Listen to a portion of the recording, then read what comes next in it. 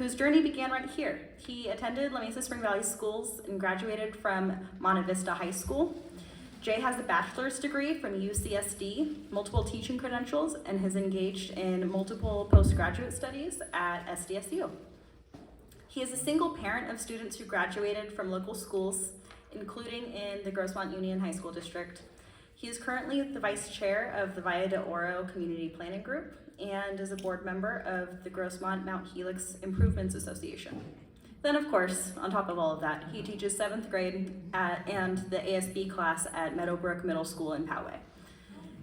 As of today, Jay has raised almost $2,000, just 4% of his fundraising goal this election. His campaign budget is about $50,000. Why so much? Well, already right-wing extremists have started attacking Jay for his strong support of the community. Jay has stood with the LGBTQ+ community the entire time, while the board has taken actions to target LGBTQ+ students. So if you can, please consider making a donation to Jay's campaign, whether $10 or $1,000, every little bit counts. If you want to make a contribution, you can scan the QR codes. There's forms on your tables. Let's see, on one of the contribution sheets at your table, there's also a form at the entrance to give online, or you can write a check to the campaign and bring it to me, to Max, or Jay when he gets here, along with the paper on your table. Lastly, Jay has the endorsements of many local, regional, and state leaders, including Senate President Pro Tempore Tony Atkins, Assembly Member Chris Ward, San Diego City Council Member Raul Campillo, La Mesa City Council Member Jack Hsu, education leaders like President Debbie Justison of the Grossmont-Cuyamaca Community College District, Trustee Caitlin Tiffany of La Mesa Spring Valley School Board, and of course myself. Both Jay and I thank you for your time today, and I hope you consider adding your name to the list of people endorsing him and endorse him in our October club meeting. Thank you.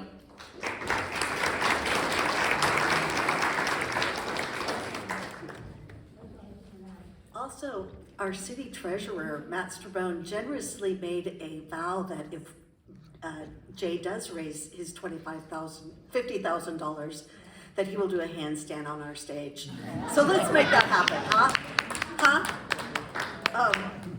Our next speaker will be Lauren Casares, who's running for La Mesa City Council. And I just saw Colin Parent walk in the door. Hi, Colin. Good evening, La Mesa-Foothills Democrats. Thank you for having me this evening. As Tina mentioned, my name is Lauren Casares. I'm running to actually replace our friend Colin Parent on the La Mesa City Council. I am a lifelong La Mesan and very proud to be running on a platform of a clean and safe La Mesa. I grew up here, I bought my first home here, and I am someone who has always believed in giving back to her community because of how much this community gave to me growing up. I'm a first-generation college student. I'm the granddaughter of immigrants and daughter of small business owners, and I was able to do recreational soccer. I grew up in Peter Pan Junior Theater locally, and was a Girl Scout in Troop 6460, which unfortunately no longer exists. But I decided to run for city council because I said I wouldn't do it until I really felt I was the most qualified person. That came a little sooner than I thought it was going to, but it's because I helped elect wonderful people like Colin Parent to our city council for his re-election, Matt Strabone, who is our city treasurer, Councilwoman Patricia Dillard, and the final re-election of Mayor Mark Rapastathis. I'm very proud to also have the endorsements of all of these folks. I've also been endorsed by Congresswoman Sarah Jacobs, the Senate President Pro Tem Tony Atkins, Assembly Member Chris Ward, and a slew of others that I will be announcing in coming weeks. I hope you will consider endorsing me. I know this is early, but I am the only candidate in this race, and I plan to keep it that way for as long as possible.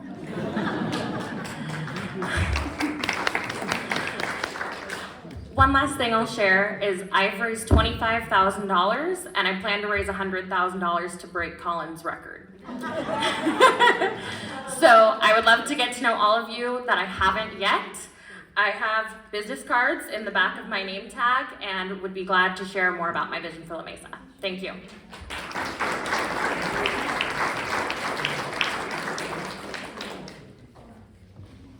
So here's the deal. In La Mesa City Council, right now we have one opening and one candidate. In Grossmont, we have an opening and one candidate.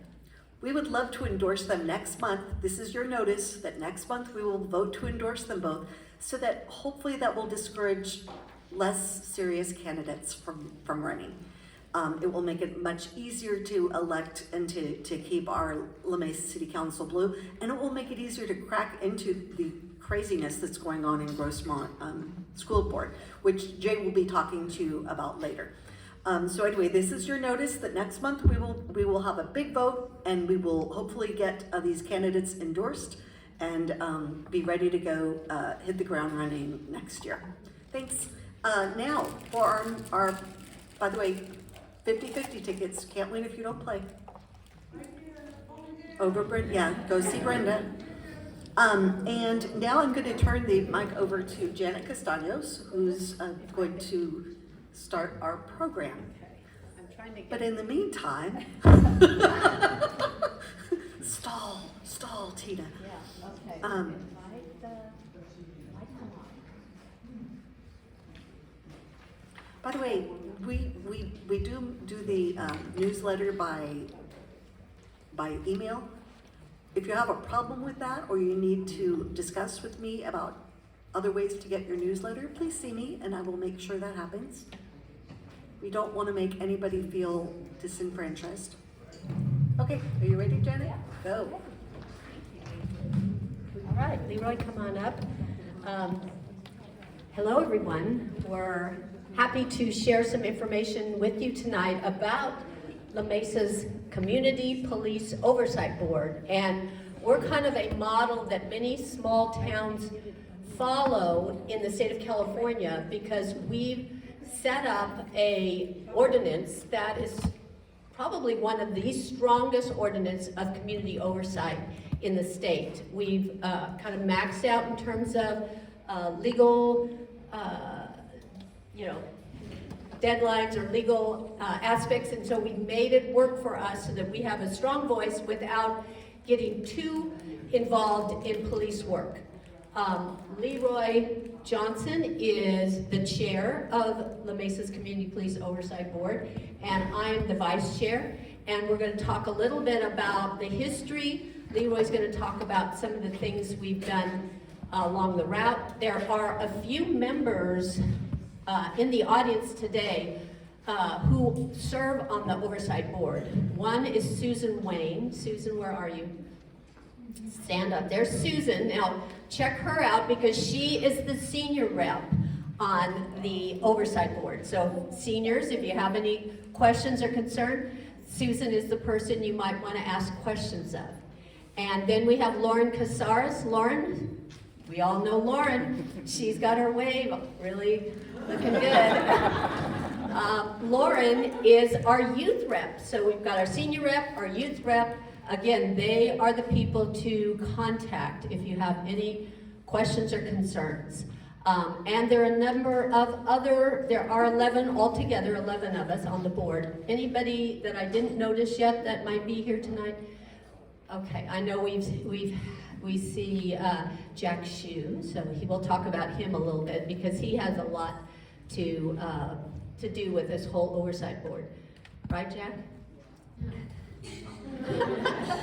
he's just whatever. Okay. So this comes right out of the ordinance, and it's really important to emphasize to you that we are all about open communication and about cooperation, and that's what we want to emphasize. Our ordinance was really strongly worded to allow the community to have more insights, more knowledge about what's going on with the police department within the limits of the law. And we all want to recognize that policing is a shared responsibility. It's not just the police department. We need all of you in order to have a safe environment, a safe living community. If we don't have witnesses, it's not so safe. If we don't have people willing to call when there's a problem in the neighborhood, it's not so safe. We need everybody to participate in the process. So your calls, your eyewitness accounts, your, whatever it is that you can add to helping the police solve the crime, that's what we need. All of us are part of making a safe community. So, just a little bit of an overview. It was created in October 2020. By the way, I forgot to mention that picture up there. That's our Councilwoman Patricia Dillard with Captain Runge, Greg Runge. Patricia was on the task force that formed the Oversight Board, and she is now our City Councilwoman. She also served on the board, so she's an important player as well. This picture here has Jack Shue at the far left. A couple of police officers. In the middle is Chief Sweeney and Patricia Dillard again. This was at the event for Juneteenth, which Leroy was also had leadership role in that. So the purpose, we have a number of purposes in our role as CPOB, or Community Police Oversight Board members. We review audits. So when the police have an internal investigation about what has happened, if there was a shooting, if there was a complaint, whatever it is, guess what? They just don't investigate themselves. There's an outside investigator who also looks at what they've done and says, oh, did you miss this? Did you forget to interview this person? It really helps, like all of us in our work, to have somebody outside of the process to give us feedback. Well, that's what we do. We hired an auditor who will look at their reports, not all of them, but the ones that rise to, concern, and they'll give them feedback about how their investigation looks. We review policies, practices, and programs, so we take part in those activities as well. We give them feedback about their policies. Do we know policing? No. None of us on the board have ever been in law enforcement, and that is exactly the purpose. We're giving the civilian, the lay person perspective on policing. We're not giving them how to police. They know how to police. We can just tell them things. And let me give you an example. On a policy that they shared with us, it was called, somebody's news report on it? A policy that the chief shared with us was called bias-based policing. And we gave him a little feedback on the policy, but we said, that title, bias-based policing, what if you changed it to biased-free policing? He said, oh, that's exactly what it should say, but it's just that statewide, all the police departments had used bias-based policing. So we changed it, we got ahead of it, and other cities are following suit. But it just it's things like that. That's the community perspective, right? We're not telling them how to police, we're telling them what the community sees from our point of view. We encourage open communication and cooperation. We serve as the liaison between the citizens of La Mesa and the police department. You can come to us, you can ask Leroy, me, any of the CPOB members if you have a problem. Some people don't feel comfortable going right to the chief and saying, I am concerned about this. But if they come to us, we can talk about it, we can share that information, and maybe try to come up with a solution. So. Can I interject a Yes. second there? And just along those lines, we've had citizens and folks come up to us and give us ideas, and we bring those forward to some of our meetings. And I think some of those are actual really important things to focus on. Probably one recently was about people filming police when they're in some kind of interactions, and so we had a citizen bring that to our attention. We're bringing that in to see what the policy actually looks like, and maybe we need to revamp the policy to make it a little bit more useful for everyone. So Yeah. just as an example. Yeah. Perfect example of what we're talking about. And then we like to inform the community of their rights and responsibilities. So that's also important that we all understand, for example, do we have the right to videotape a police officer interacting with a community member? Yes, we do. And it's kind of important for all of us to know and understand that. So those are the kinds of things that we like to share with people. It's an open meeting. Anybody is welcome to come. Anybody's welcome to ask all the questions you want. You're welcome even to engage online and ask questions, in public comment online, just like a city council meeting. It's an open meeting, open to everybody. So you're welcome to join us. When is that? And we meet the third Wednesday of every month at 4 o'clock. And we meet at the police community room, police department community room at 4 p.m. the third Wednesday of every month. Where's that, on Mesa Boulevard? It's on University, and it's kind of on the corner of University and University. The police department, La Mesa Police Department.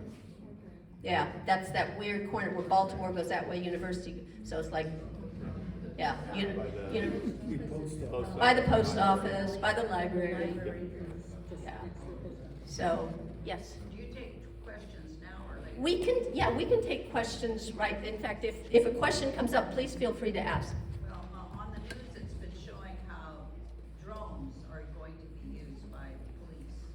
And there's some concerns that this is an invasion of public privacy. Right. And on the other hand, the police seem to think it's a necessary concern.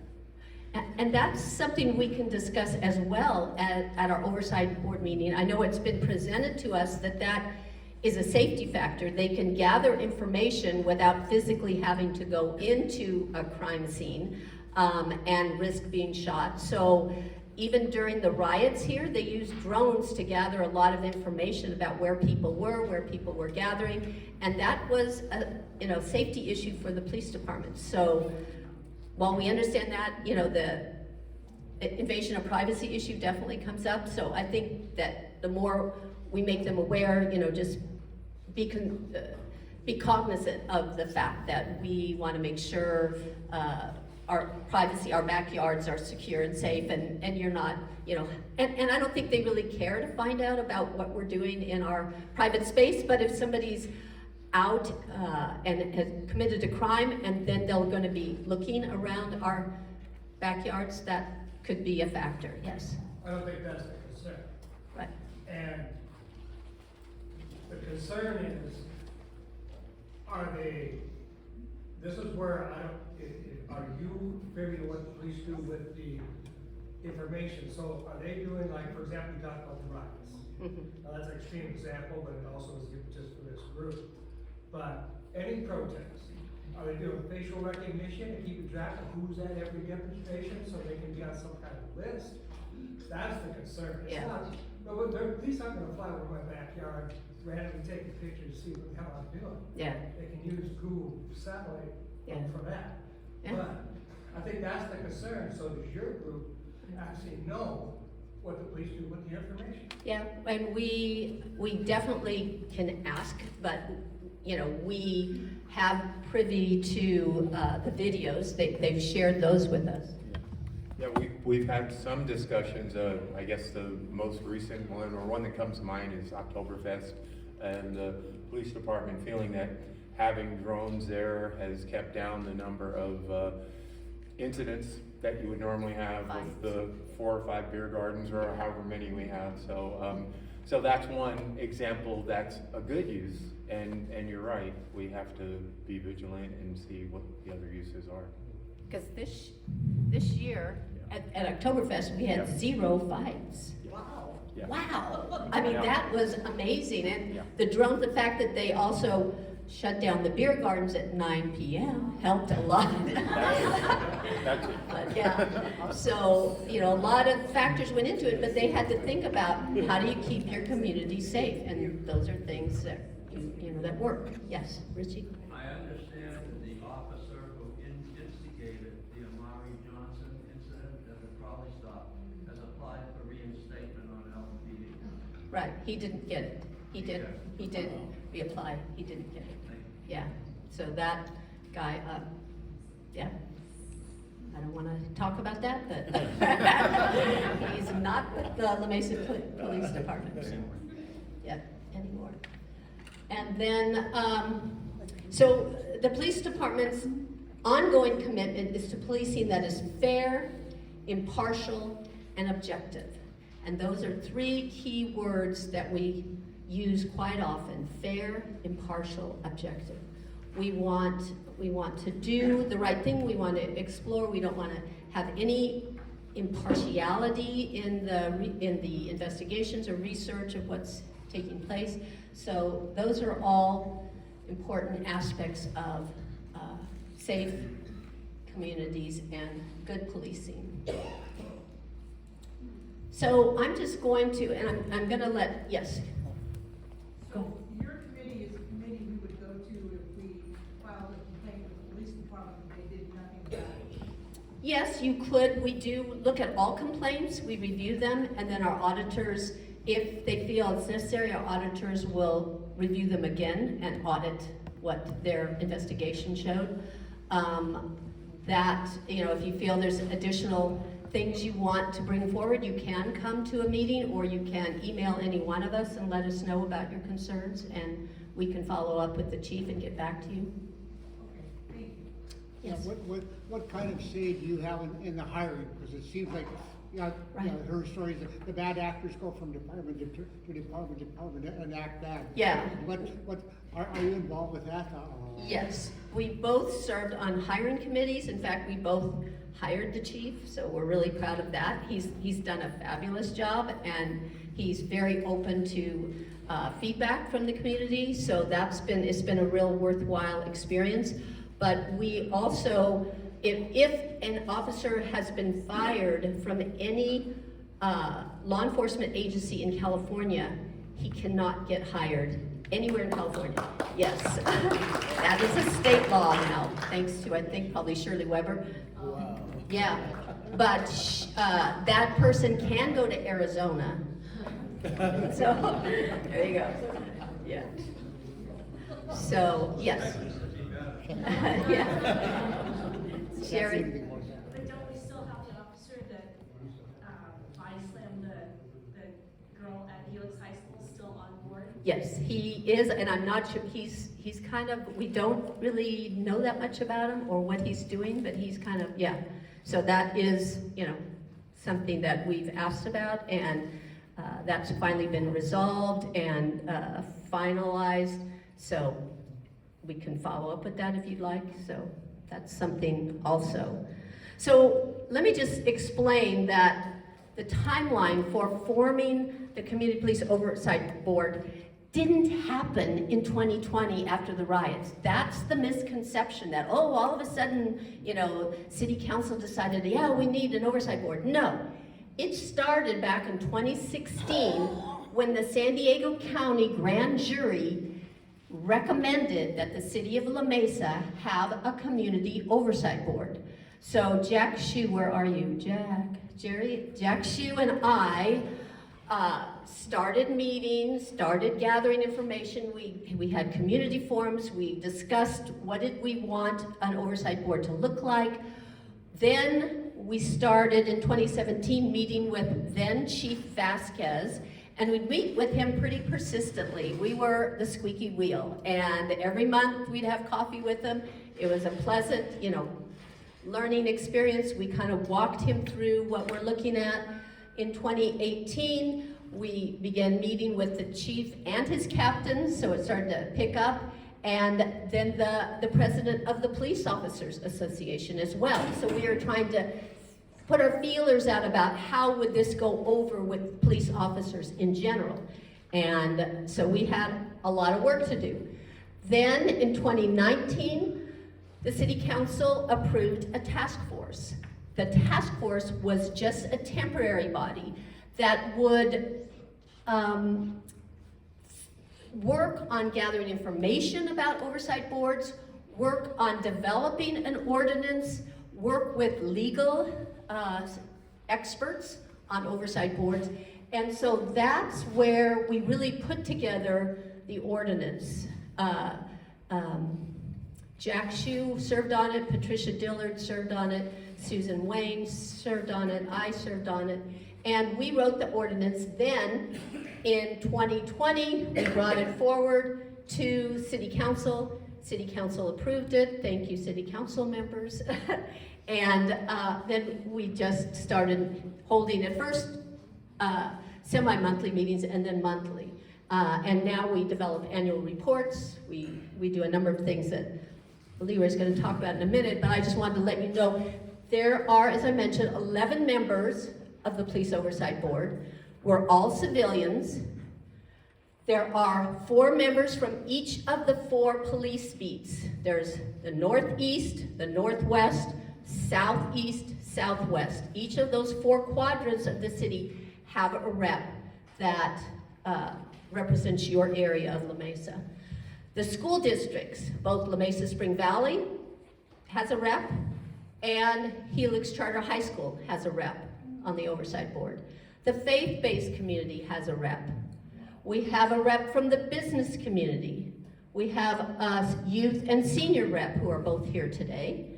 And we have a social advocate rep, somebody involved in social services, understands what services are available and how to apply those to policing. So that's been really fabulous to have that diversity in our discussions.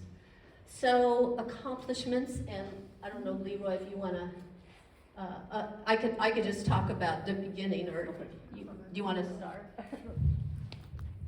Sure, and things we're looking at now, like that, the administrative setup of the bylaws, the leadership policies and procedures manual. So I think it would be kind of useful if you have a spare moment to take a look at the La Mesa City website and take a look at some of those. There are a lot of layers to the things that the board is doing, that we're tasked with doing, that we are continuing to do, that was all put in place by that meeting in the task force. So all of those things are there for people to see. We actually came up with a selection of an independent police auditor. That independent police auditor is the way that we double check what happens with the police department, right? We're able to then take a look at their decisions on cases and see if independent entity agrees with them, and we can then pull things apart and get to some level of truth, some level of accepted activity. So that the independent police auditor is crucial to all of this. We've had things like the interview panel for the LMPD command staff hiring. Janet talked about that. I've been on a couple of more hiring panels, and we're very interested in who gets hired, right? We don't, any opportunity that, the latest one I was on was a lieutenant's promotion panel to see folks that were getting promoted to lieutenant, to see who gets promoted and how do they get promoted. And do we agree as the oversight board that those are good ways to promote people? So we have a lot of say in those kind of things that are happening. The introductory training and ongoing continuing education, all of the oversight board members have done ride-alongs. We're trying to get more folks. I was talking with Susan about getting people interested in that Citizens Academy. There's a lot of training out there. Probably some of you have been through the Citizens Academy. I think I saw one graduating group coming through as I was coming out of a meeting. So probably a few of you know about how important that is in understanding the way that things actually work and how you can be part of what happens. The introductory training and ongoing continuing education is crucial for what we do. We have all of our subcommittees where people actually are completing work that's on the NACL's site, the National Association, I forget what. Law enforcement. Yeah, for oversight of law enforcement, I forget what the C stands for. But it's definitely an important piece of, and it's been in existence for quite a while, and it's handling these same kind of issues nationally, where different cities and different groups are trying to find out how do we best keep track of, and participate is a better word, in what the police department does. Because for so long, the police department's not been its own entity, right? It happens, they do what they do, and we watch the results. But we're moving into the situation where you, as the citizens, have a lot of control, as you should, over what the police department does, right? That's what one of our goals is for us to have some say in what happens. The internship program, we're still looking for an intern. Anybody knows an intern, was it 16 to 22? 16 to 22, yeah. We had one young woman who decided she wanted to be an intern, and we were trying to interview her, and we haven't been able to do that yet. But we're still looking for an intern to be a part of our oversight board. Just to get a young person's point of view, I think all of you know that's a little bit different. The ideas are a little bit different, the focus is a little bit different. Complaint process form and flow chart, and that's really important. We spent a lot of time putting together a complaint process and a flow chart of how that would work. So there's a good complaint process piece in existence right now, and I think that's a real helpful part for all of us. Could I just add that? When we first came on, we noticed that we couldn't find the complaint form because it was somewhere on the website, but it was really hard to find. And so we had to do a search, and then it showed up somewhere. We didn't know where it, but the search got us there. So we asked the chief, and he said, "Oh, no, that's not right. It should be available to people." So we said, can we have a complaint form available to click on front and center? And he said, absolutely. It's on the front page of their website, complaint and commendations. So we decided to do both. If you run across an officer that you feel has done a fabulous job and has handled your situation really well, you can fill out a commendation form on that officer. If you find that an officer didn't really rise to your expectations, you can file a complaint. So they're both available online and very readily found, as opposed to hidden in the background. So additional accomplishments, we try to add crime prevention and social service strategies. We will talk a little bit more about what those are, like many of you are familiar with the HOME program. We've followed up with the Hillard Hines After Action Report. That was the entity that came in after the May 30th, 2020 riot. They gave the police department a whole list of things they needed to work on, one of them being a police oversight board, so check, that one was done, but there were other things. So we watched that next year, that all of those to-do lists were checked off for Hillard Hines. We have subcommittees, and they give reports on community policing and outreach, which is what this is. It would have been great if the chief could have been here today, but there's a little snafu with yeah. I don't want to say too much, but yeah. So we were trying to be fair. We were going to have one of these with the chief at both the Democratic Party and the Republican Party. It was one group, we did, thank you, Rosamond, did the flyer exactly as asked. It was just, a way of promoting information. Another group made it into a political rally. So we won't mention any names, but you can read all about it in the news. And then we reviewed emergency operations, and certainly after the May 20th or May 30th, 2020 incident, we certainly needed to review our emergency operations process, and they beefed that up quite a bit. Hiring practices, promotions, and officer wellness, and we're going to speak more about that as we go on. So we do have a work plan. I'll let Leroy.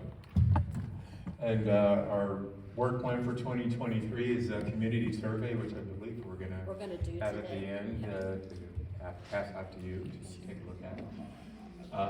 Continuing education training, as I mentioned, we are always looking to work on training for the members of the Oversight Board and work for that clinical site and any other type of training we can get, because as Janet mentioned, we're not police experts, and we have a good learning curve to try to find a lot of the detail, but I think we have a lot of people dedicated that are wanting to do that, so that's working for us. Promote the internship application, which I'm trying to, if you know anybody who wants to be an intern. Yeah, So, we need them. we need one. The mediation policy for the complaint process is something I'm very excited about, and we are just, yesterday I was supposed to be at a meeting to work on the scope of work and the RFP. We canceled that, but we're at that level of getting that mediation policy up and running here in the city of La Mesa. And what would happen with the mediation is that things that didn't have to go to internal affairs, things that had to do with officer courtesy, for instance, would be an example of something that would be handled in mediation. We could have those kind of things take place at a lower level that didn't actually go into a police officer's record. And it's been kind of a struggle to get everyone to agree to what we've got put down on paper so far, but I think we're moving in a good direction. It just gives us another tool to kind of work in conjunction with the police department having a mediation program. So I'm excited about that. Community outreach programs and presentations like this one. And you might want to talk about what we did at yeah. Helix, the picture. Yeah, the picture there is at Helix High, and we've got the, I think he's the principal. Yes, he's actually the executive director. Executive director. Yeah, Right. Kevin Osborne, Yeah, but there's me, Janet, the chief, and Katie Lynch, Katie Lynch, and Declan, don't and forget Declan. Declan. The dog, the high school students love the dog. So the dog was a big hit. But we were there at the school doing a presentation on the school to prison pipeline and how, what effect having, somebody mentioned about the police officer there at Helix High and the body slamming of the female student, and just trying to make sure we know what's going on in the schools that's related to any kind of police activity, right? So there's quite a bit that goes on in schools. I bet a few of you have been in education, and a lot of you have kids or have had kids. There's a lot that goes on in schools, right? So we're trying to keep that piece of knowledge in the forefront too. Social service and crime prevention policies and strategies. So things like the home team, the PERT teams, MCRT, and we'll have some slides about that, so we'll be talking about those kinds of things in the future. And those independent police auditor quarterly reports, we actually have a couple of meetings about those now. We have a pre-meeting where Janet and I and any other of the board members that want to be part of that show up and look at what those independent police auditor reports are. We kind of review those first, and then we take them to the group at large to look at them in a little bit more of what's going on. So there's a lot of review of those independent police auditor reports. So lots of good information coming out of those. We don't have to get into too much detail about this. But I just wanted to make you aware, as we mentioned earlier, on the website, which is on the left here, this is taken right off the website, there is you can click on the form for commendations of police officers, and you can click on the form for complaints. So you have that option readily available. Then the CPOB developed a flow chart of what happens when you file a complaint. So sometimes filing a complaint seems like it's taking forever. Why is this? Well, it involves time for investigations, 30 to 60 days for that. It goes to us. We get to see all of the complaints, and sometimes it's audited, sometimes it's not. It depends on how much information was gathered and how serious the complaint was. If it's discrimination, use of firearms, excessive force, or death, those are automatic audits. Those come to us immediately. But if it's other things, discrimination is serious, so that is always going to come to us. If it's other things, just they didn't explain the policy well or whatever, that might be something that can go to mediation that Leroy has been working hard on. So this will kind of give you an idea of what we're dealing with. So Leroy already shared with us a little bit about mediation and what that subcommittee did. I don't know if you had anything else you wanted to add, Leroy, or if there are any questions about the mediation process. We'd certainly be happy to answer that. It's a whole policy, and it was approved by City Council, so we've already got that part of it done. Now it's just a matter of finding the perfect mediator. We need an outside entity to serve as the mediator. So if you have a complaint with an officer and together you feel that it can be mediated effectively, we bring in the outside mediator, they listen to your side of the story and to the officer's side of the story, and maybe we can talk it out and explain, the officer can explain, well, this is what I'm required by law to do, or whatever it might be, and it would help everybody understand a little bit better. Or you yelled at me in front of my child, do you know how traumatizing that is? Maybe the officer can learn something, in that respect. So all of those are good reasons why we wanted a mediation process, and Leroy did a lot of work on that, so applaud him. Leroy, do you want to talk about our ad hoc committee? Sure. We've got 3 ad hoc committees right now that are still very active. Community policing and outreach. We're trying to make sure that outreach events like this take place. I think we have some slides that are coming up in the future about a few other opportunities for folks to get together and speak and talk about what they'd like to see out of the police department. But that outreach piece of getting your opinion is kind of what we're looking for. We need your opinion. We need to know what you would like to see, right? We need to know that. The policies, operations, and training, that recent approval of the mediation policy was probably the most recent thing that has happened, but we're very interested in the operations and the training that the police officers are going through, because we're trying to make sure it's moving things in a direction that everyone feels comfortable. So again, in the past, this wasn't very much of public knowledge, but it is public knowledge now, and we have a say in what happens in the type of training that police officers actually go through. Hiring practice, promotions, and officer wellness. I think those are huge things, right? We talk about who's being hired, who's being promoted. Are people being promoted who should not be? We don't want that to happen. And officer wellness is huge. We've had lots of discussions at our oversight boards about the leading cause of death for police is suicide, right? Easily see that. Probably not going to be the bad guys. The bad guys can't shoot very well. They don't have much training, right? It's going to be something a little more central than that. And so we try to work with the police officers to say, well, how can we make this a better job? A police officer who's under less stress is going to be a better police officer, right? We're looking at officer wellness as a huge thing. As you notice the picture on the slide, it's Lieutenant Katie Lynch with Declan. Declan is not a police dog. Declan is a love dog. And that dog just loves everybody at the department, loves whenever we have community events. Declan loves everybody. Declan comes to schools, and the kids at Helix love Declan. The kids at any school love Declan. So it's kind of an entity, a police officer that you just want to hug and get to know, and everybody kind of relaxes. So it really helps to have Declan around, and that's part of the officer wellness. You didn't bring it? I know, we would have,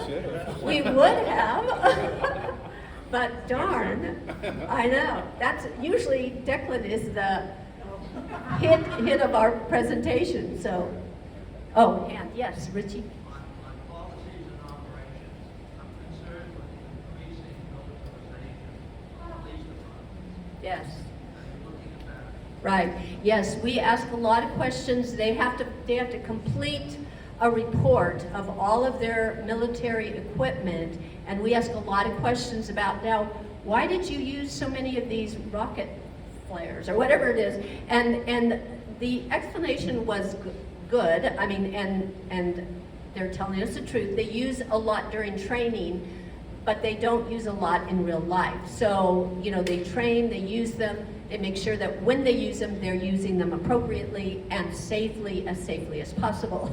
So we don't have incidences that have arisen in the past. So, but yeah, the militarized equipment, luckily they're really working hard with other law enforcement agencies, so Little La Mesa doesn't have to have so much of that big equipment.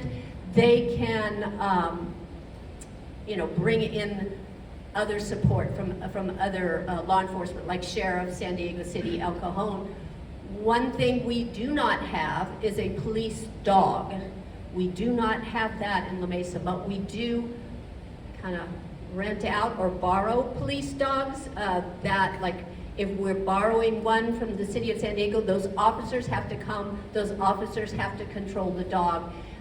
If we have a search and rescue, there is an outside entity that we can rent their people to help us with search and rescue dogs. So we do have outside equipment that we can turn to and get support. So yeah, the militarized equipment is something we always ask about every year, because that report does come to us. I'd rather see police dogs than tanks and. Yeah, I'd much rather see police dogs too, but the police dogs is funny, there's a lot of lawsuits about police dogs, and so La Mesa just decided, we'll let San Diego take care of the police dogs and we'll just hire them out when we need them. But yeah, I guess everybody who gets bitten sues the city, so you know, there's always that. Community outreach, we had mentioned, that's a big part of what we do. This is a picture of Nate Howard of Movement B. The chief was really involved in their opening of the Movement B clubhouse. It's right on El Cajon Boulevard, and we were there for the opening. Nate also spoke at Juneteenth and Friends. We see the chief was there the entire time for Juneteenth, both years, very supportive of it. That's Ellen Durden and Miriam Raftery from, she was a reporter from La Mesa East County Magazine. Thank you. What is Movement B? Movement B, it's Be Entrepreneurial. So what he does is he encourages youth to tell their story before they do. So you tell your story before they do. In other words, you decide, as a youth, you decide what you want to do with your life. You get involved, you investigate, you figure it out. Don't let other people tell you you have to join a gang, or you have to do this, or you have to do that. So it's really a way to just build confidence, and you know, if they want to go to school, nobody can tell them they shouldn't go to school or they shouldn't be smart. They can be smart. And so he works with youth. He worked with youth a lot at Helix. He's worked with younger children in his room or storefront, I don't know what you call it, but Movement B facility, and it's just a wonderful, he's written books, he's spoken at a number of our community events, and yeah, just kind of an amazing young man. He's a Helix graduate. I do like him. He's very smart, graduated from Stanford. So this is what Leroy was talking about earlier. This is the home program. You see Matt Smiley. Captain Nicholas was the one who brought the home program to La Mesa, and HOME stands for Homeless Outreach and Mobile Engagement. And if you you run across a homeless individual, you need to call the, if it's an emergency, you call 911. But if it's not, you call the 667-1400 number, and you can report, you know, the situation. There's a homeless encampment in my neighborhood. And it takes, you know, people have to be very patient with the homeless situation, because it takes weeks to get, first of all, you have to build rapport, You have to allow them to trust you, and Matt Smiley spends a lot of time bringing them water, bringing them snacks. It takes a while, and then once they trust him, he can start working with them about getting social services, trying to find housing, trying to find food, and it takes time. So sometimes we want the problem solved immediately, and it's not going to happen immediately. That's a time-consuming and very important role that police officers should not really have to deal with. So to have our home program, it's a big plus. I think they have the time to invest in the gathering the information and getting the social services, and just, they can take the time to be kind and gentle with people who are a little needy. And as Leroy mentioned earlier, we have the Mobile Crisis Response Team, or MCRT, that's countywide, and we do pay into that. We have the Psychiatric Emergency Response Team, which is PERT. Some of you may have heard about PERT, and if there's a psychiatric issue, the PERT team member comes out with the officer. Sometimes an officer is PERT trained, and they come out, but typically you want a psychologist that actually can work with that person with mental illness. Yes, Sharon? Do you have a dedicated team here? We do, and I believe there's just one, but I think we're in the process of trying to get two, because we need one all the time. So we have our one, but 40-hour work week, that person isn't always available, and when our person is not available, we team up with El Cajon, with City of San Diego, and we try to get their person if that person's available. Yeah, Miriam? When I worked at the county, PERT it was not a psychologist or a social worker that went out and did this. It was somebody from eligibility. Oh. So my question is it a psychologist or is it a social worker? So my understanding is a psychologist. I believe in La Mesa, ours is actually a psychologist. So I don't know if other. Is this through the county? No, ours is through the City of La Mesa, but there are some through the county. So I hope that's changed. I don't know, but that is something to check out. Yeah. So text me that. Yeah. That's a good question. Okay, Lois? How much training has there been regarding detecting human trafficking? Yeah, they do work, they do have officers that focus on human trafficking, and I know they work with other law enforcement agencies because that's a county-wide problem. So human trafficking is something that's ongoing, especially in the schools too. You want to get teachers to be able to identify what are the signs of a student being trafficked, and even people who drive the bus, or people out in the community that might notice something that's not quite right, and they can report that. I know in the airline industry, the flight attendants are trained to really watch out for signs of human trafficking. So they look for that too. So it's kind of something that we all need to participate in, and the officers are trained on that, but they do have people that do research and investigate things more fully when they kind of suspect something might be up in a certain house. There are signs that can be put in Yes. restrooms, and Yes. hot numbers that Yeah. can be called. Yes. At one time, the Churches Against Trafficking, we went to different motels and Yeah. massage parlors and handed these out and said what to look for, Yeah. because they are also in the suburbs, Right. not just downtown. And that might be, if you can find that information, I know you have a lot of information in your computer, but if you run across it, could you send that to me? Because that would be good just to see how is the chief using this sort of information, because I know it's out there and maybe they're using it more than we know, but yeah, I would love to share that as well. Leroy talked about the Citizens Academy. It's coming up in October, and you're all welcome to participate in that. We try to get everybody on the police oversight board to participate in the academy. It's 6 weeks, and you have to be there every week from 6 to 8:30 p.m. on Thursdays, in this case. You receive a certificate and a badge at the end, and it's really good for you to have a better understanding of what goes on in our police department. So I know Leroy and I both participated. We've done ride-alongs. You're all welcome to do ride-alongs. You're all welcome to go through the police academy, and we encourage you to. It's an eye-opening learning experience. And this is kind of cool how the chief allows us to learn about.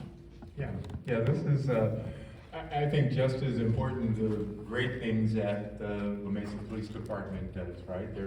This is an example of they were awarded a life-saving medal for saving a choking victim last Thanksgiving. Their quick response and first aid was invaluable. And as Janet mentioned, on both the webpage for the police department and the one for the oversight board, we've got both the commendation forms and the complaint forms. So if you see a police officer doing something that's great, let them know. They would love to know that, you know, somebody saw them doing something good, right? Yeah. Not just the things we Because don't want them to. they get a lot of negative, you know? Right, they do. They do. But, And they're really good guys. yeah, they do a lot of good things. And one thing we really like and appreciate is at every meeting, he introduces us, the chief introduces us to new hires on the force. So Lieutenant Conlon was just hired from, where was it? I know, where was it? Coronado, yes. Coronado, and so we got him here. We were introduced to him. He recognizes and he gives an award to officers who've done something outstanding, like saving a life. So that's pretty cool as well. So this is kind of cool. Lauren, you were really instrumental in encouraging this, and a lot of work went into getting our police officers to support Pride Week, and they actually marched in the Pride Parade, and they got a police patch with the rainbow emblem on it, which is pretty impressive. Yeah, Lauren? They also now have a pin that officers can choose to wear that says, "You are safe with me," and it has a rainbow and a trans flag, and it's been added to their official pins that they're allowed to wear on their uniform, and it is completely opt-in.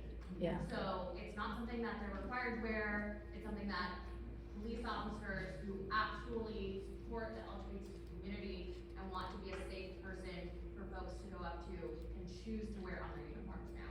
Yeah, and we were really impressed with that. So you know who is a safe person to turn to if they're wearing that pin. So look for that on an officer's lapel. There's a chief with their all wearing the Pride badges, and Katie Lynch in the middle. She was a supporter of this, and even Bill Wilson of the Police Officers Association, the union, supportive of this. So it was really good, and then of course the two captains as well. So a lot of youth engagement, and as we mentioned earlier, Declan is always front and center. Youth leadership camps. I wish that Christian DeMint was here. He's the pastor at First United Methodist, and his son had attended Coffee with the Cop, and his son went up to the chief and said, "Why not cocoa with the cops for kids?" And so the chief said, "Well, that's a good idea. I hadn't thought of that." So they started Cocoa with the Cops, and they would come to the elementary school and talk to them about, day in the life of a police officer, let them ask questions. So it was pretty darn cool that they also have Cocoa with the Cops. So, and of course Declan's always there for any youth engagement activity. And yeah, enhance public safety and quality of life is kind of what we do. This picture in the middle is at Farmers Market. You will see them there at Farmers Market answering questions. If people are interested in joining the force, they're interested in sharing information with you about that. If you have questions about their uniforms, they will share information about that. Officer Patrick on the left side, this was an incident where he was able to stop and help this woman whose car broke down, and she was just so pleased with, he's a really cool guy. I got to do a ride along with him, and wow, that guy he is even keel and he explained things really well to me, and I really appreciated just spending the day with him. So amazing officers we have on our force here. A couple of events coming up. Tomorrow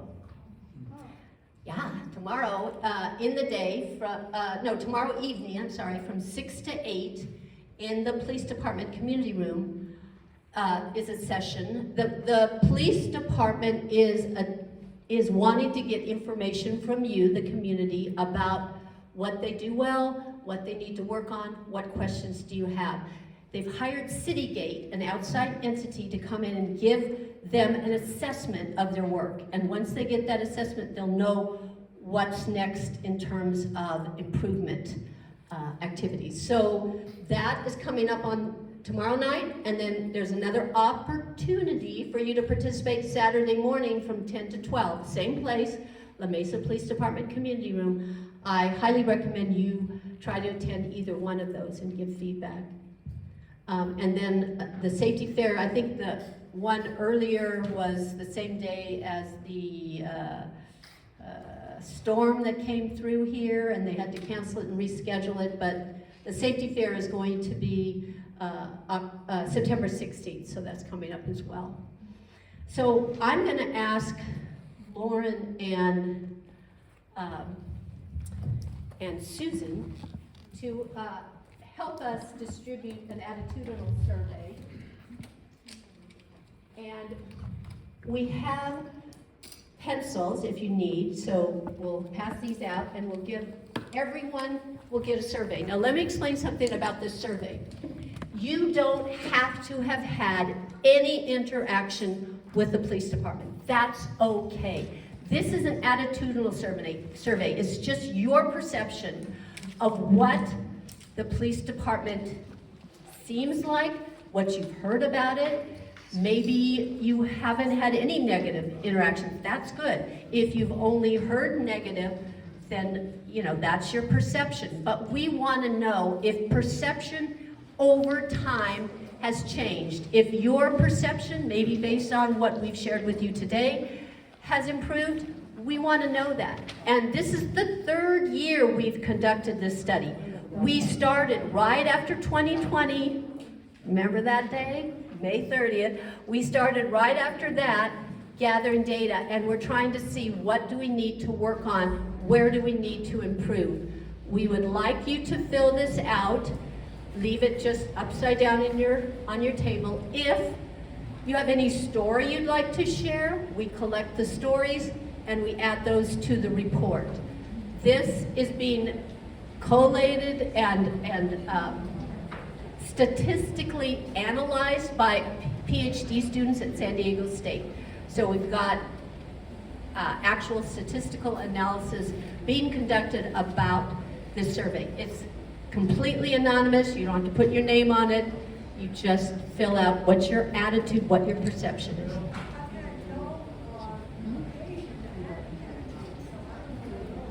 Yeah, you're just talking about what you think you know. Listen, you just heard a bunch of stuff tonight.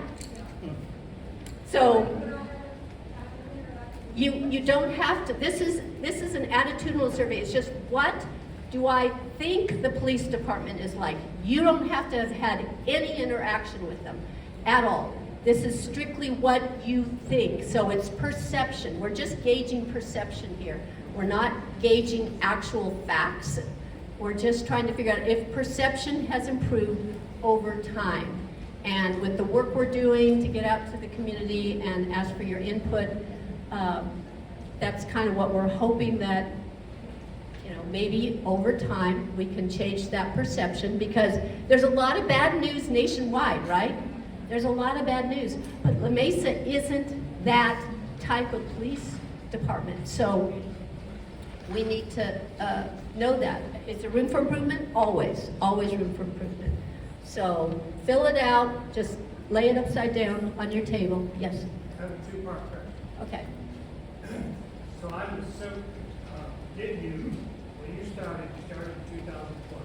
16. Well, I mean, the actual. Oh, City council approved you as. Right. Yes, 2020. So, is there a benchmark from, let's say, the previous 5 or 10 years? How many complaints? What's happened? Yeah. How much money do you spend selling lawsuits and that sort of thing? Yeah. And then, have you seen just in 3 years an increase? That's interesting, because we've seen an increase in complaints, but guess what? We have the complaint form available to everybody. So a lot more people complain, and actually I think that's a good thing. They express their concerns. They let the police department know what's bothering them. Before, it probably just festered and they didn't know how to complain about it. Now they know. So, but you're right about like lawsuits. We want to make sure, we're not dealing with lawsuits against the city. Well, Mesa may not have it like San Diego or the county sheriff or something. Right, but But just something you can use. yes. And I understand, you make it sound like when you were talking, it was very hard to file a complaint before, so. Yeah. It's kind of unfair to say more complaints, but Right. more revenue, I think you're right. Yeah. Instead of walking the police department, sorry. But I did like what you said about the, being a benchmark for, money that the city had paid out in lawsuits, right? So that's something I Yeah. think we'll probably take a look at. I haven't seen a whole lot of them in the last couple of years, but I bet you if we look back in the past, we would probably see more. So, but that's a valid point. As you're filling this out, are there any questions that you're running across that maybe you're not getting? I'd be happy to explain. I think a lot of people run across a problem with what does it mean by identity, but one of the questions tries to explain what that means in terms of your identity. So hopefully that is self-explanatory. We tried to make it as self-explanatory as possible. But yeah, I'd like everybody to complete it, so thank you. Say that again. There are 69 officers and there are 31 civilians, so about 100 people total.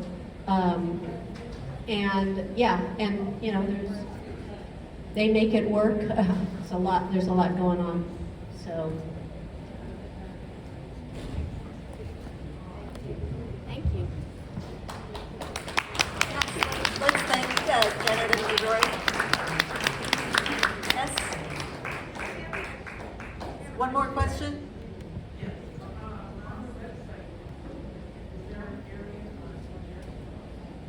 An area for Suggestions.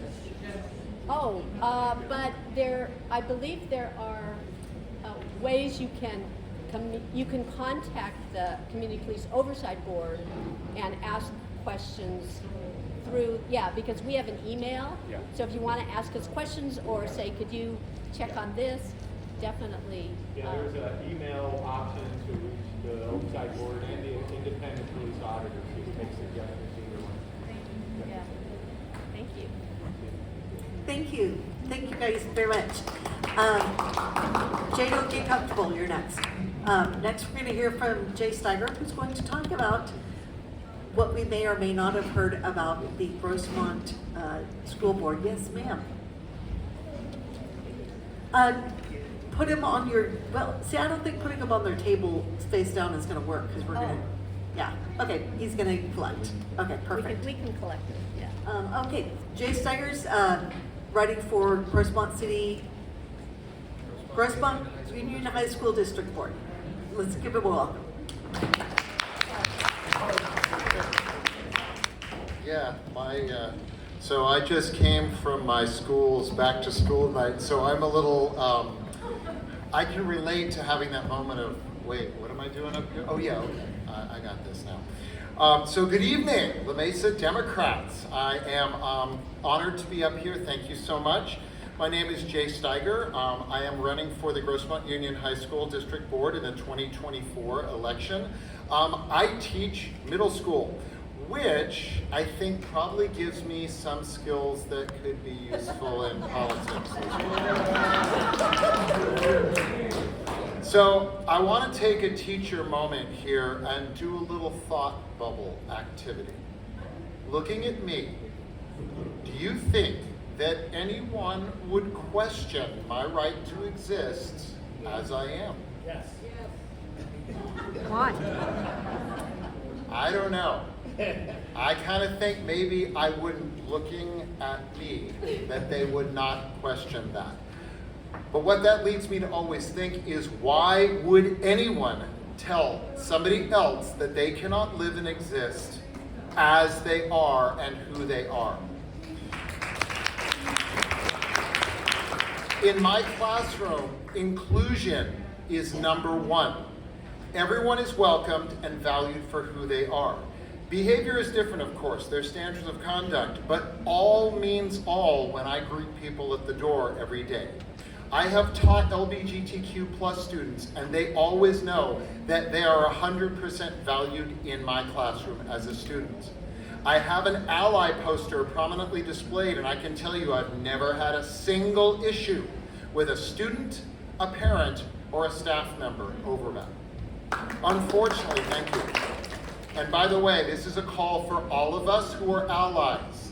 This is our time to step up and be allies to everyone else, to be allies for the LGBTQ community, to be allies for the people of color, to be allies for women. We need to step forward and be there for them. We don't speak for them in front of them, but we're there supporting them at all times, saying, I'm with you, I'm behind you all the way. You're not alone in this. Unfortunately, the current Grossmont Union High School District Board majority has not been voting in an inclusive manner. Reports have been circulating for a while, but the district has not been fully friendly toward our LGBTQ plus students and staff. This past July, the board majority voted to end the highly respected and widely used San Diego Youth Services Here Now Teen Mental Health and Suicide Prevention Program because a board member from a neighboring district was concerned about LGBTQ plus safe spaces. Plus of all, the program serves all students. Secondly, data shows that LGBTQ plus students are at the highest risk for mental health concerns and suicide. We give them that safe space whenever and wherever they need it. All means all. This said, there were no concerns about this program raised from staff or students. The program is widely used and serves a critical need in our schools. The fact that they followed the lead of an extremist board member from another district does not speak well of the, thank you. The fact that they followed the lead of an extremist board member from another district does not speak well of their process. One board member stated that the program does not fit, step back, I'm familiar with feedback as well as middle school behavior, does not fit East County values. What? But they didn't explain exactly what those particular values were. I'm sure you will all agree that our values mean placing the interest of youth first and above cheap politics or culture war nonsense. During a recent board meeting, the majority again voted, despite protests and the concerns of trustees Fight and Salinas, to select a new program. It's never been used before at the district and will take at least 2 months to scale in. Kids are at school now without the extra support they need. And how do you think our LGBTQ plus youth feel about their acceptance in the district right now? The board also placed the openly LGBTQ plus director of special education on leave and abruptly canceled the professional development program because it includes a small section on LGBTQ plus inclusion. This is unacceptable. The first thing teachers learn is that all students must feel safe in their classrooms and at school for learning and growth to take place. One of the first things all of us learned as workers over the course of our lives is we only want to work where we're valued and respected. The board majority has violated both of these essentials with their recent actions. So what's next? Mandatory parental notification for trans students? Removal of books because one parent finds them objectionable? By the way, my students at my school, they read banned books. Yeah. Yes, 100%. So this board has a bad reputation for conducting too many things in closed session. There is a time and a place legally for closed session. I've been around enough parliamentary procedure. It's there for a reason. But this board overuses that. Why do you think they do that? Who do you think they don't want seeing what's going on behind the curtain? It's also, I want to say this, that the district is well regarded overall. It has a strong reputation for education and has constructed many fantastic new buildings. And I do have to put the plug in for that because I used to be the chair of the school bond committee. So I am running because of these concerns, but I want you to know that the current trustee, Elva Salinas, has spoken to me. She is not running. There is no Dem versus Dem going on here. I do appreciate all of your support. Campaigns costs, and the extremists will be targeting school boards across the state. What can you do besides supporting me? And your support is very, very important. I heard the challenge that Matt put up. I love that. That's pretty awesome. But we all know who Moms for Liberty is. Yeah. They and the extremists are coming for school boards across the state. And so they're going to make this target a big priority. And Max, my campaign manager, has already informed me that I've been smeared on social media by them. And you know, Franklin Roosevelt used to say, I wear as a badge of honor the hate of my enemies. And so all I can say is bring it. I'm ready. I'm not afraid of you. But we do need money and your support early. We need to organize. We need to be strong. We need to mount a vibrant campaign, and we will. What can you also do as community members? Speak up now and always. Be that voice. Be the allies. Tell them that they're wrong. Say, I don't like this. I think you're making the wrong decision. You need to include students. Use all means all. It's simple and right to the point because it's the truth. Every student, every staff member, all the time. Not you, but not you. And don't let them pick off and say, well, no, we've got no problem with gay marriage anymore. California's good. But those trans students, oh, no. All of it. All students, all times. They are all to be welcomed in school. And we have to speak up loud and often about that. There is going to be a board meeting on the 12th next week. I have been talking to some people at the Democratic Education Alliance. They're organizing on this.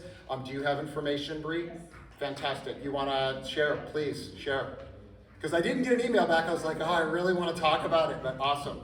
I'm here from Dem Ed Alliance. Oh, please. You want to come on up? I was told that I'm the person. Either one. If you want, Okay. Awesome. Okay. You might see that there are some large QR codes on your desks, and those QR codes lead to a Google form. The San Diego Democratic Education Alliance is putting together an Adopt a District is what they're calling it. So you can fill out this form so you can get alerts on what school districts, what issues are happening in school districts across the county. Up at the front, I didn't want you to get confused between the two QR codes. So up at the front, I have additional QR codes that are for how to report if there's something going on in your school district, if you're aware of something, you can report that there's issues, in a school district, and we can get people to show up. There's a lot going on right now, and unfortunately, a lot of the school districts have their meetings at the same time. So next Tuesday, where I was about to say June. September 12th. Yes, we are not in June anymore. It's a little Einstein time snap forward. September 12th. I know that Grossmont Union has a school board meeting, and La Mesa Spring Valley has a school board meeting. And Hemel-Zora has a school board meeting, and I feel like Cajon Valley might have I don't remember all of them that day. But we definitely need people to show up to the Grossmont one to speak up and speak for inclusive education. And yeah, so please adopt a district and fill out the form. You can sign up just for alerts. I've been told also, like, you don't have to show up. If you get an alert, that does not mean that, like, oh, you absolutely have to. We'd love it if you showed up, but sign up so you can get alerts. Sign up so you can share with friends. Share the bit.ly or the QR code with friends. And if there's anything else that you'd like to add, that's. My name's Ann Crosby, and I'm the past chair of the Children's Caucus for the Democratic Party. I'm now working as vice chair for Southern California, specifically because I want to target Southern California against the Moms for Liberty group, because what they're trying to do is the Republican Party has now partnered with them to take over school boards and then move up to city council and then to mayor and then to state senate. This happened in my area. We spent a lot of money to end this person's campaign, money that could have gone to electing Democrats. So if you think this doesn't matter to you, it does. It's more than just schools, although absolutely that is crucial, and we need to stop it now. We need to say no, not in our town. The adopted district, in addition to that, we are just, you can be part of the alert team. We have the QR code, or you can go to demadalliance.org. That is our website, and it will be updated all the time. Our meetings are virtual.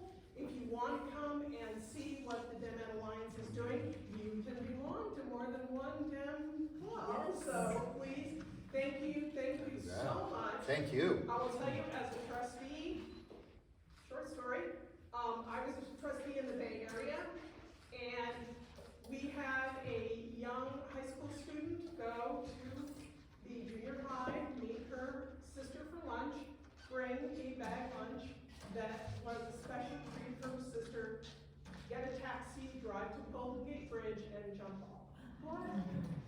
If you are a trustee, you are responsible for children's lives.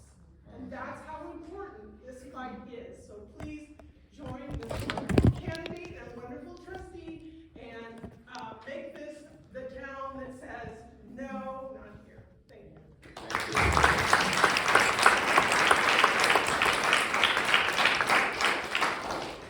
I think that sums it up. It's children's lives. Oh, did you hear it? Oh, yes. Okay, question. Yes. It's not actually a question, it's Yeah. a statement that Rob Bonta and Tony Thurmond and the governor are now taking school districts to court. And today the Superior Court granted the state's request for a temporary restraining order.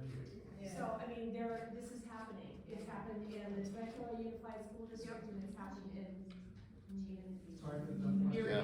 What are they restraining? Well, in this case, it was restraining order against parents' notification policy that requires schools to inform parents of their child's identification as something other than the gender assigned at birth. But they're taking it seriously. Those three groups are taking it seriously, and they're taking them to court. Yeah, and so it should be. And thanks. I appreciate that they do that. Yeah. One of their offices. So along the lines of taking legal action, would you, or is it appears to me that some of the stuff that they're doing, that the school board is doing in closed session could be in opposition to the Brown Act? yeah. It may well be. Now, obviously, I'm not on the inside, but I just got training on it. I serve on 2 groups that the Brown Act is part of, and we try to really be careful with making sure we're clean and transparent is like how I like to run the bond oversight committee that I'm chair of. I don't know, it would be nice if everybody felt that way, but yeah, there are questions. I'll say this.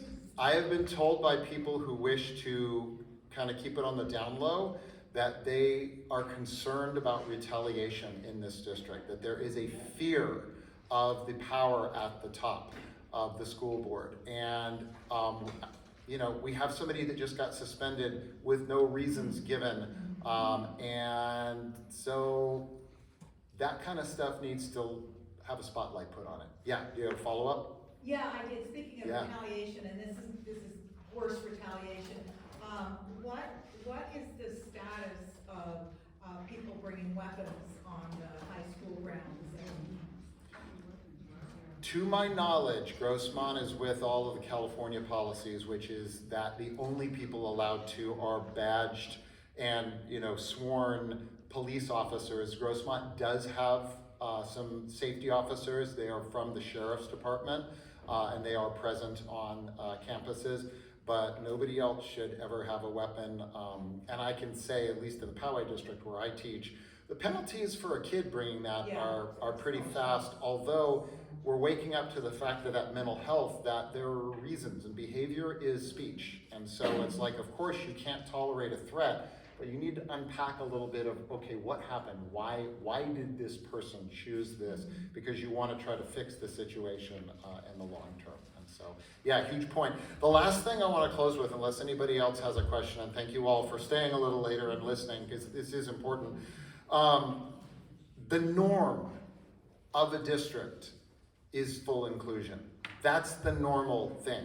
Moms for Liberty and some of these rabble-rousing parents, and yeah, I'm a parent and I believe in free speech. You have the right to your opinion. But these people who come and rant and cause all sorts of a ruckus at school districts, sidebar, they did it in Poway for COVID. They came in, took over the boardroom, and said, we are now the school board for Poway. I'm a history civics teacher. It's like, dude, it doesn't work that way. You're highly misinformed. So the norm of behavior is inclusion. The people that are saying, no, you're doing bad things to our kids, it's like, no, you're actually the ones causing all the drama. It's not the people who just want to say, all the kids, come on, let's have some education, let's help you grow into productive adults. That's normal. You're the ones that are not acting in a normal way because you're causing the disruption and you're causing the inclusion and you're bringing all the unnecessary and destabilizing drama. So all of us, all we're about is we want stability and sanity in our districts where all the kids are valued. And that is the normal course of action. Don't ever let anybody from the extremists tell you otherwise. Thank you.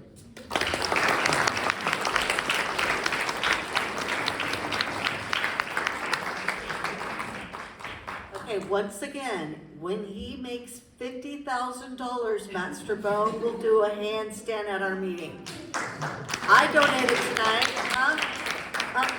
We're at the end. It's time for announcements. If anybody has an announcement, real quick, we do that last to make you stay.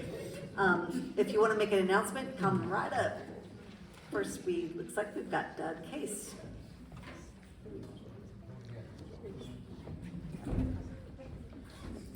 Good evening, I'm Doug Case. I'm the Political Affairs Director for State Senate President Pro Tem Tony Atkins. The legislature is reaching the end of the session. It ends on next Thursday, September the 14th, and they have over 500 bills they're going to be acting on the next few days. And so I look forward to coming back next month to give you a summary, especially of the senator's bills.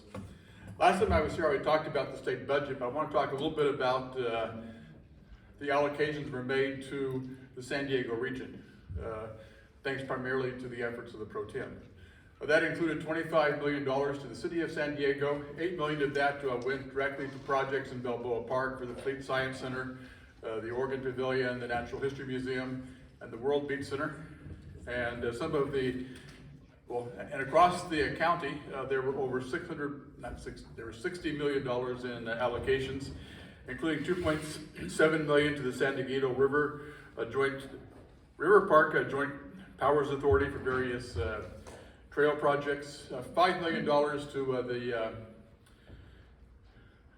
UC San Diego Institute of Oceanography, which is one of her favorite institutes, for two things. Number one is for a California coastal monitoring program, and the other is a really important effort for coastal ocean pollution pathogen predictions modeling for the Tijuana River estuary. What that means is looking at the pollutants that are coming in the Tijuana area and to see what they are predicting and what their impacts are. And then finally, $1 million to the San Diego Zoo Wildlife Alliance for California's Wildlife Health Program. And so, thank you for letting me speak. I look forward to coming back and giving an update at the end of the session. Thank you.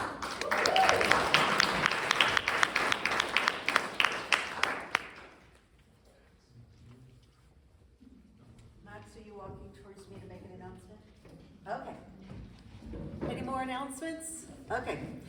Next month, our topic, sorry. We have business cards now. Please take one or two and share them. And next month, our topic is going to be, tell me, Trinity? Healthcare and the homeless. Healthcare and the homeless. Okay. Yeah. And also the use of anti-narcotics. Fentanyl. Yeah. Anti-fentanyl. Yeah. Okay. I have a horse in this race, so I shouldn't pick. But Trinity, watch my numbers. Who wants to draw the number? Somebody draw it. I'll do it. Come on, Doug. I don't have anything in there. Okay. Can we call it out? Yeah. 0828999. Oh, you get $40, by the way. 0828999. Yes. Is it mine?